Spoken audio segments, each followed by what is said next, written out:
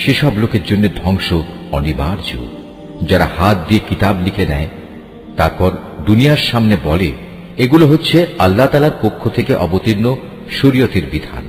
তাদের উদ্দেশ্য হচ্ছে যেন তা দিয়ে দুনিয়ার কিছু স্বার্থ তারা কিনে নিতে পারে। অতঃপর তাদের হাত যা কিছু রচনা করেছে তার জন্য তাদের ধ্বংস ও দুর্ভোগ, যা কিছু তারা উপার্জন করেছে তার জন্য তাদের দুর্ভোগ। এসব নির্বোধ লোকেরা বলে জাহান্নামের আগুন কখনোই আমাদের স্পর্শ করবে না, একান্ত যদি করেও তা হবে নির্দিষ্ট কয়েকটা দিনের জন্য মাত্র। হে নবী, তুমি তাদের বলো, তোমরা কি আল্লাহর কাছ থেকে এমন কোন প্রতিশ্রুতি আদায় করে নিয়েছ? আল্লাহ তাআলা তো কখনো তার প্রতিশ্রুতি ভঙ্গ করেন না।